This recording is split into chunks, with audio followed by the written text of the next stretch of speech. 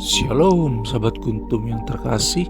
Kita jumpa lagi pada hari ini, hari Senin tanggal 30 Maret 2026. Hari ini adalah hari Senin dalam pekan suci dengan warna liturgi adalah ungu. Kuntum pada pagi hari ini mengambil tema Yesus Kristus diurapi di Betania dan persepakatan untuk membunuh Lazarus. Struktur bacaan kita pada pagi hari ini terdiri dari bacaan pertama yang diambil dari kitab Yesaya 42 ayat 1 sampai dengan 7, Mazmur tanggapan diambil dari kitab Mazmur 27 ayat 1 sampai dengan 3 dan ayat 13 sampai dengan 14, dan bacaan Injil pada pagi hari ini diambil dari Injil Yohanes 12 ayat 1 sampai dengan 11.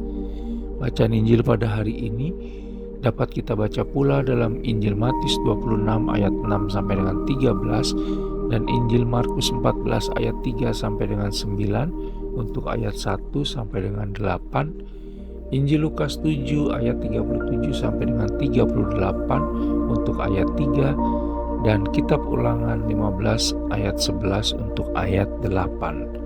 Struktur bacaan pada hari ini sama dengan struktur bacaan pada hari Senin tanggal 14 April 2025, tanggal 25 Maret 2024, tanggal 3 April 2023, tanggal 11 April 2022, tanggal 29 Maret 2021, dan tanggal 15 April 2019. Baik sahabat Kuntum yang terkasih, saya akan bacakan bacaan Injil kita pada pagi hari ini yang diambil dari Injil Yohanes 12 ayat 1 sampai dengan 11. Semoga Tuhan beserta kita sekarang dan selama-lamanya. Inilah Injil Yesus Kristus menurut Santo Yohanes. Dimuliakanlah Tuhan. Yesus diurapi di Betania.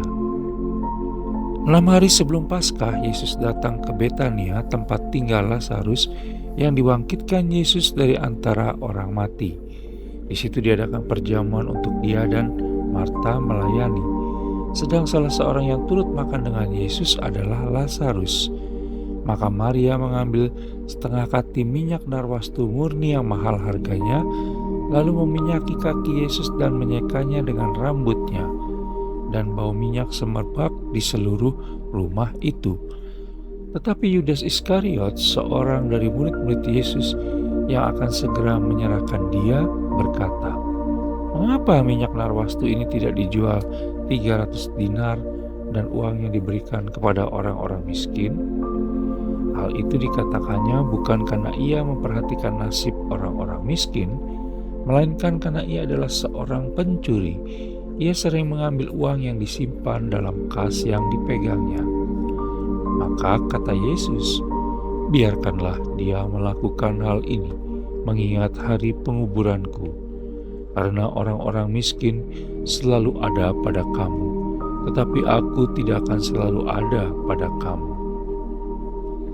Persepakatan untuk membunuh Lazarus. Sejumlah besar orang Yahudi mendengar bahwa Yesus ada di sana dan mereka datang bukan hanya karena Yesus, melainkan juga untuk melihat Lazarus yang telah dibangkitkannya dari antara orang mati. Lalu imam-imam kepala bermufakat untuk membunuh Lazarus juga. Sebab karena dia, banyak orang Yahudi meninggalkan mereka dan percaya kepada Yesus. Demikianlah Injil Tuhan, terpujilah Kristus.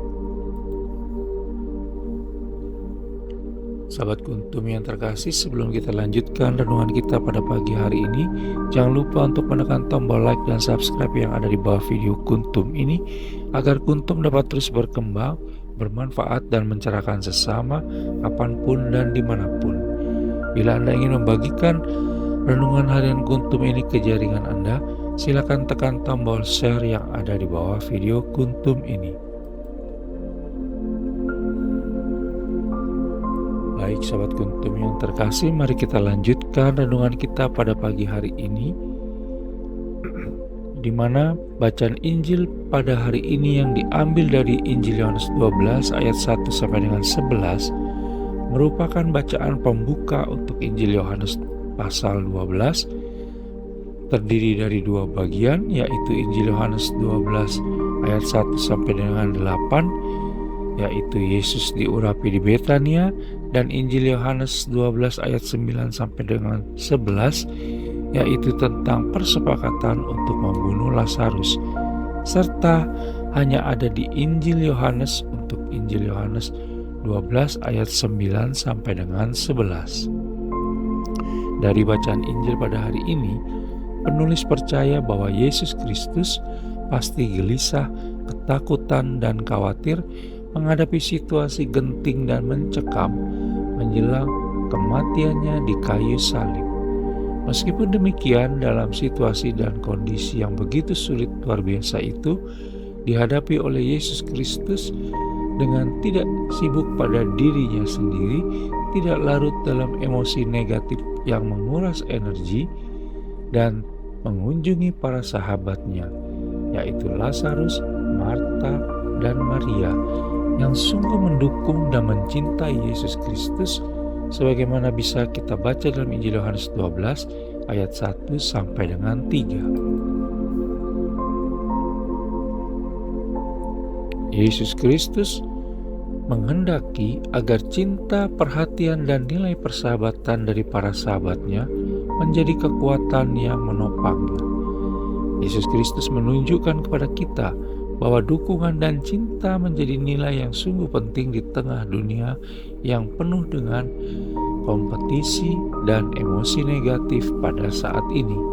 Kita ditantang untuk menjadi saudara dan sahabat sejati bagi sesama tanpa memandang asal-usul, sebagaimana telah diperlihatkan oleh orang Samaria yang baik hati pada Injil Lukas 10 ayat 25 sampai dengan 37, dan bukan sebaliknya menjadi ancaman dan beban bagi mereka.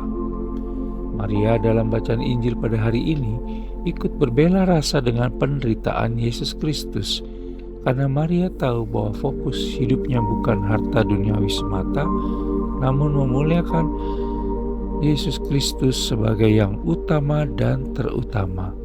Berbeda dengan Yudas Iskariot yang berfokus pada harta duniawi dan dirinya sendiri serta kepunyaan pribadinya, dan bukan lagi tentang Yesus Kristus yang hanya tinggal sebentar lagi bersamanya.